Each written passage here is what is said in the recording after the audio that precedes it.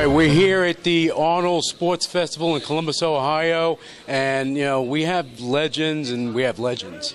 And we're here at the International Sports Hall of Fame, and we have a legend here, Bruno Sammartino. Bruno, welcome to the show. Thank you, Louis. Great to be here again. It's an honor to have you here. Last year you were inducted into the International Sports Hall of Fame, and you had a well, I'm going to call it a trifecta, but you also inducted into the WWE Hall of Fame. Yes, it was quite a year for me. The WWE Hall of Fame, of course, the International Sports Hall of Fame, which was just wonderful, and all kinds of things went on last year, and it was just an amazing, amazing year. But of course, this was the climax of it all. Yeah, and you've done some amazing things during your career, and the one thing I always admired, we talked off camera about Georgiana Macropoulos, yes, dear friend. She was a wonderful, she loved wrestling, and most people don't know how much she did for the people in the business. She helped so many people, and she gave, but never asked anything in return. She was just a very fabulous, fabulous human being. I agree with you. She would do for independent wrestlers, do for people, and try to push them, not even asking anything, and not that people remembered, like yourself. Absolutely. No, I knew her. Well, she used to be the president of my fan club.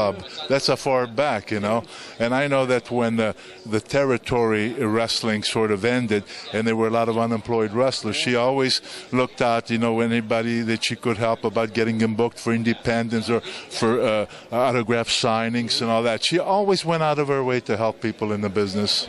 People like that, I embrace people like that when they're alive, and when they pass away, we miss them because we wish more people were like that. We miss them, but we don't want to forget them, and I think it's important to keep emphasizing as to what they meant and what they did, That's why we did that today. Absolutely. Now I mentioned trifecta because we're also talking about your documentary. You had a documentary that you made.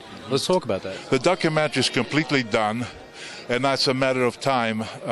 That's going to be distributed worldwide. I don't know. I wish I could say when, a date, and so forth. I know it's going to be shown in my town of Pittsburgh for Mother's Day, just in Pittsburgh.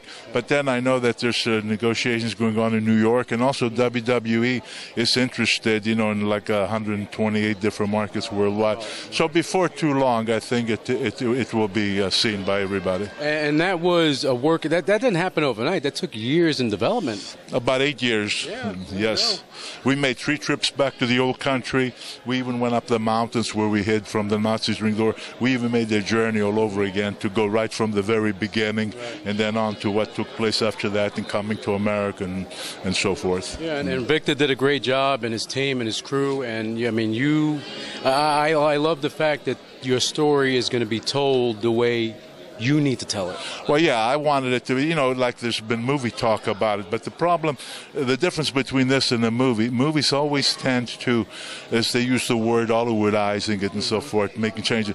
This documentary, I love it because I've seen it, and it's, back in the old country, interviewing the actual people who lived during that period of time. Right. It's all factual, 100%, and that's what I wanted. So I'm very, very pleased with it. Well, I think it's going to be a great success. And just one last thing, can you just give some of your comments on the International Sports Hall of Fame so the viewers out there get your view of the event here?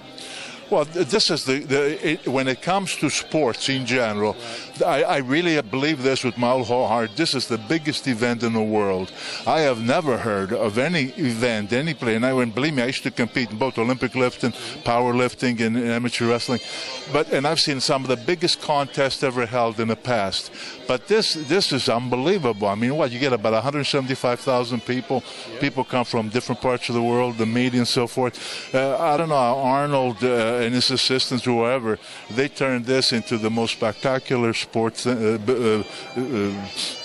in the world. I mean, there's nothing to compare it to. Well, look, Arnold Schwarzenegger, Jim Lorimer, and now with the International Sports Hall of Fame, Dr. Robert Goldman. It's amazing things happening here, and I'm honored that you're a part of this because I got to speak to you today, Bruno. Well, I thank you very much, Lou. It's great to be here, and thank you. Thank you so much.